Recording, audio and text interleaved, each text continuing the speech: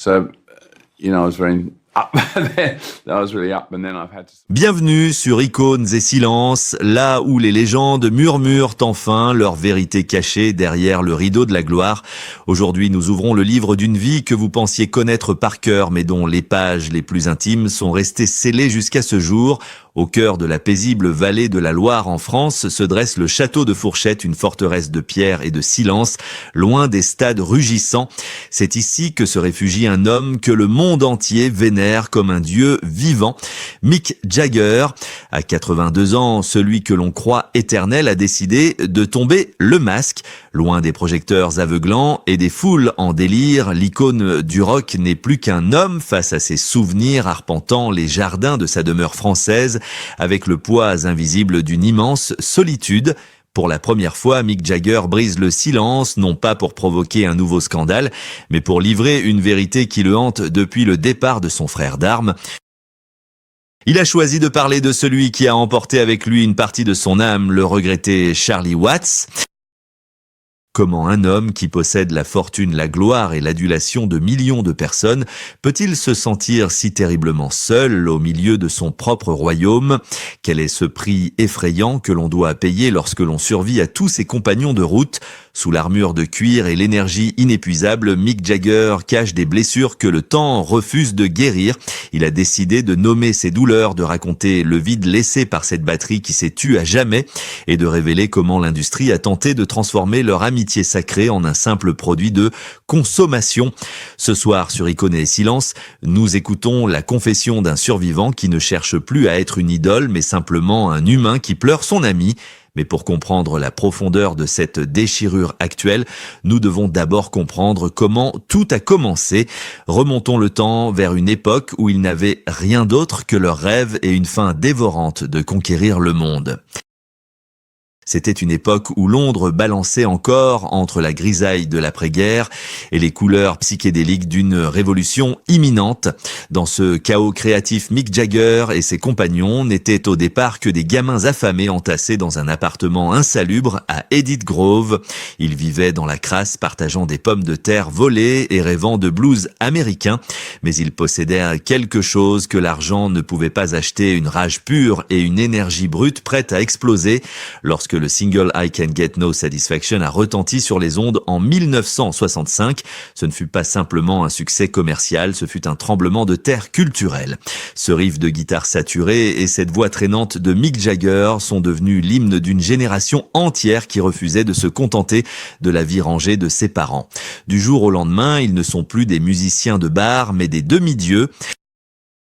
Tandis que les Beatles chantaient l'amour et tenaient la main des jeunes filles, les Rolling Stones, eux, incarnaient le danger, le sexe et la rébellion, avec des titres comme Painted Black qui plongeaient l'auditeur dans une noirceur envoûtante, ou Sympathy for the Devil qui flirtait avec le mysticisme.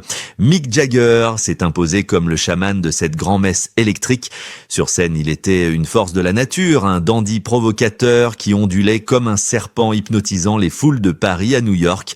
La France en particulier est tombée amoureuse de ce mauvais garçon sophistiqué qui parlait la langue de Molière et qui incarnait une liberté absolue et scandaleuse. Chaque concert était une émeute, une célébration charnelle où la sueur et les cris se mêlaient dans une extase collective. Mais au cœur de cette tempête sonore, il y avait un point d'ancrage immuable. Si Mick était le mouvement perpétuel, Charlie Watts était le rocher. C'était là le secret de leur alchimie. Pendant que Jagger courait sur des kilomètres de scène, attirant tous les regards et toutes les lumières, Charlie restait au fond impassible derrière sa batterie. Il ne cherchait pas la gloire, il cherchait le rythme parfait, ce swing jazzy qui donnait aux Stones leur sonorité unique. À cette époque, il pensait être invincible. Il voyageait en jet privé, buvait les vins les plus chers et croyait naïvement que le monde leur appartenait pour toujours.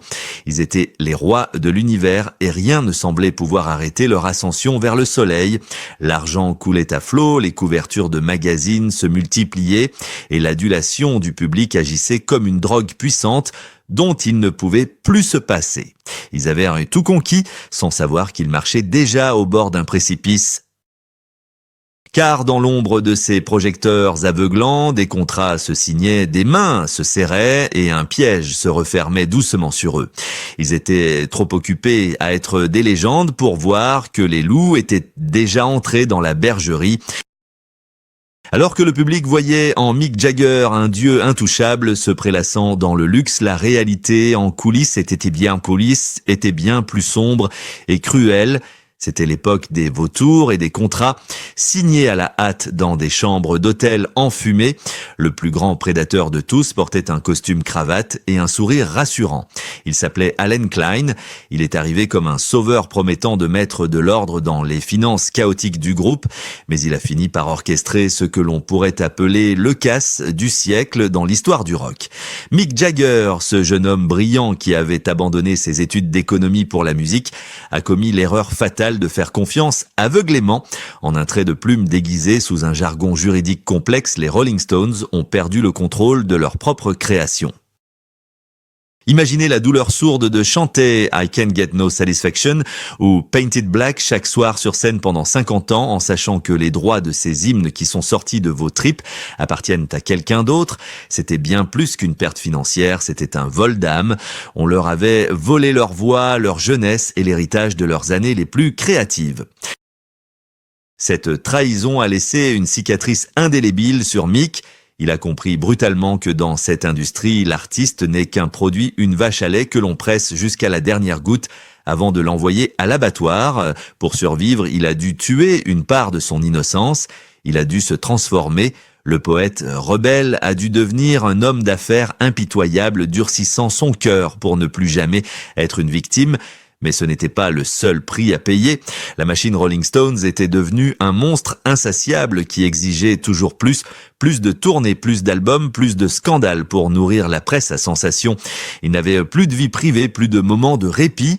Ils étaient prisonniers de leur propre image enfermés dans une bulle dorée où la réalité n'avait plus cours. La pression était telle qu'elle menaçait de les briser un par un. Brian Jones, le fondateur du groupe, s'était déjà noyé dans ses propres démons, abandonné par le navire qui avançait trop vite pour lui, et au milieu de ce tourbillon infernal même, le stoïque Charlie Watts commençait à vaciller sous le poids de cette vie déracinée. Mick voyait ses amis sombrer dans l'addiction pour échapper à la folie ambiante, mais lui devait rester debout. Il devait porter le masque du leader infatigable, celui qui ne flanche jamais même quand tout s'effondre autour de lui. Il se sentait responsable de la survie de cette entité monstrueuse qu'ils avaient créée. Mais à force de courir pour échapper à ces fantômes et aux créanciers moraux, Mick Jagger ne s'est pas rendu compte qu'il s'isolait de plus en plus. Il construisait des murs autour de lui pour se protéger des trahisons, mais ces murs l'enfermaient aussi dans une tour d'ivoire glaciale. Il pensait avoir traversé le pire avec la perte de ses chansons, mais le destin lui réservait une épreuve bien plus intime.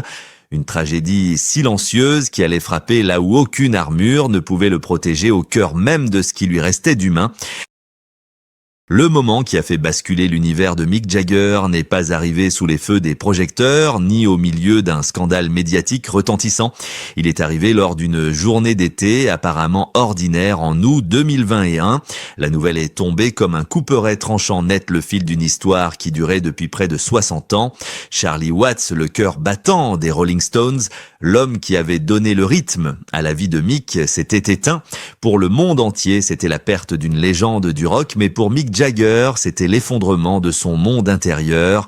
Soudain, l'homme qui avait toujours une longueur d'avance sur le temps s'est retrouvé figé, paralysé par une absence impossible à combler. C'était bien plus qu'un décès, c'était une amputation. Pendant des décennies, Mick avait pu affronter les critiques, les procès, les divorces et les changements de mode parce qu'il savait qu'en se retournant sur scène, il verrait toujours le visage impassible de Charlie derrière ses fûts. Charlie était son ancre, sa boussole morale, celui qui ne l'avait jamais jugé, mais qui ne l'avait jamais laissé se perdre non plus. Sans lui, Mick s'est senti pour la première fois de sa vie terriblement mortel. Les médias et l'industrie se sont alors posé la question cruelle mais inévitable, était-ce la fin des Rolling Stones? Comment la machine pourrait-elle continuer sans son moteur? Mick a dû faire face à une crise existentielle majeure.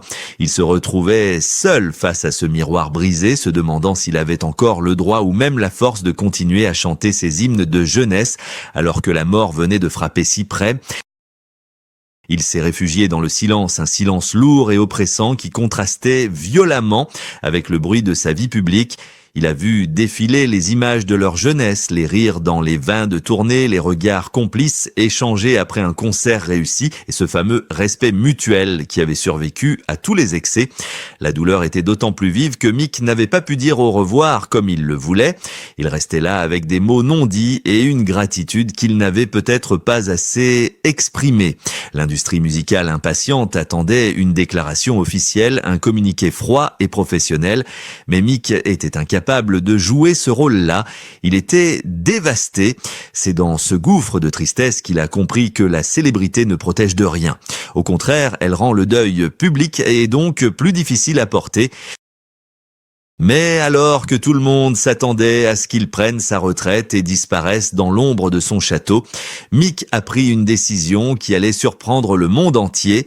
Au lieu de se taire à jamais, il a choisi de transformer ce silence de mort en un dernier rugissement de vie.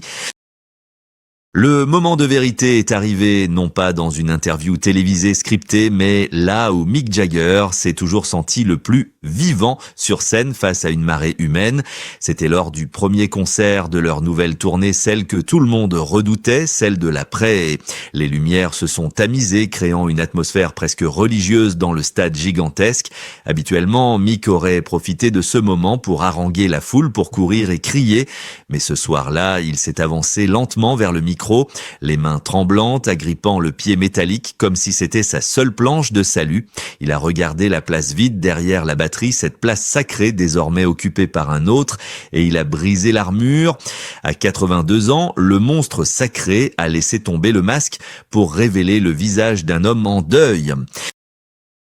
D'une voix brisée par l'émotion, loin des rugissements habituels, il a prononcé des mots qui ont résonné bien plus fort que n'importe quel accord de guitare. Il a avoué au monde entier que la machine Rolling Stones de ce monstre commercial que des gestionnaires avides et des producteurs cyniques avaient tenté de contrôler pendant des décennies ne tenait plus que par un fil invisible, celui de l'amour fraternel. Il a dénoncé implicitement ce système impitoyable qui voulait les voir continuer pour générer du profit, qui les traitait comme des actifs financiers et non comme des êtres humains. Mick a déclaré que s'il était encore là ce soir, ce n'était pas pour la gloire, ce n'était pas pour l'argent de ses contrats qu'il a toujours méprisé, mais c'était pour honorer la mémoire de Charlie. Il a raconté comment Charlie Watts était le seul à avoir gardé les pieds sur terre quand tous les autres s'envolaient vers la folie. Le seul qui avait osé lui dire non quand le monde entier lui disait oui. La foule d'ordinaire si bruyante retenait son souffle. Voir cette icône de la virilité et de la rébellion pleurer ouvertement devant eux était un choc sismique. Mick a expliqué que chaque chanson jouée désormais n'était plus une performance, mais une conversation avec son ami disparu. Il a transformé le concert en une cérémonie d'adieu public, refusant de laisser l'industrie musicale aseptiser ce moment. En dédiant le spectacle à Charlie, il reprenait le pouvoir. Il disait à tous ceux qui avaient essayé de les exploiter, à tous ceux qui avaient volé leurs droits d'auteur dans le passé, qu'ils avaient échoué. Ils pouvaient voler les chansons, mais ils ne pouvaient pas voler l'âme du groupe. Ce soir-là, Mick Jagger n'était plus une star intouchable, il était un survivant magnifique et vulnérable qui puisait sa force, non pas dans son ego, mais dans sa fidélité. Et lorsque les premières notes de leur prochain morceau ont retenti, ce n'était plus seulement du rock'n'roll, c'était un cri de victoire sur la mort et sur l'oubli. Au-delà des paillettes et des décibels, l'histoire de Mick Jagger nous offre une leçon poignante sur la condition humaine et la fragilité de nos existences. Nous avons souvent tendance à déshumaniser nos idoles, à les figer dans une jeunesse éternelle pour satisfaire notre propre peur de vieillir. L'industrie du divertissement a construit des empires sur ces illusions, traitant souvent les artistes comme des produits jetables que l'on remplace dès qu'ils montrent une faille. Mais en brisant l'armure, Mick Jagger nous rappelle une vérité universelle que ni l'argent ni la gloire ne peuvent altérer. À la fin du voyage, ce qui compte réellement, ce n'est pas le nombre de disques d'or accrochés au mur, ni la taille des stades remplis. Ce qui reste, ce sont les liens invisibles que nous avons tissés et les mains que nous avons serrées dans l'obscurité. L'industrie du spectacle a-t-elle oublié que derrière chaque légende se cache un cœur qui bat et qui finit par se briser? Sommes-nous prêts à accepter que nos héros soient aussi vulnérables que nous lorsque les lumières s'éteignent? Le véritable courage de Mick Jagger aujourd'hui n'est pas de continuer à chanter Satisfaction à 82 ans avec une énergie surhumaine, mais d'oser montrer ses larmes et son grand âge devant des millions de témoins. En faisant cela, il devient la voix de tous ces artistes consumés par la machine, de ceux qui ont été exploités et oubliés, et de ceux qui portent seuls le poids écrasant des souvenirs. Depuis son refuge paisible du château de Fourchette, où sous les feux brûlants de la rampe Mick Jagger ne cherche plus à prouver qu'il est le plus grand rocker de tous les temps. Il cherche simplement à garder vivante la flamme d'une amitié qui a défini sa vie. Sa confession est un appel silencieux à nous tous. N'attendons pas que le rideau tombe définitivement pour voir et apprécier l'être humain derrière l'artiste, car comme il l'a si bien démontré, même les pierres qui roulent finissent par ressentir le besoin de s'arrêter pour pleurer ceux qui sont partis. C'est peut-être là sa plus grande victoire et son héritage le plus précieux, avoir survécu à tout, sans jamais avoir perdu sa capacité à aimer.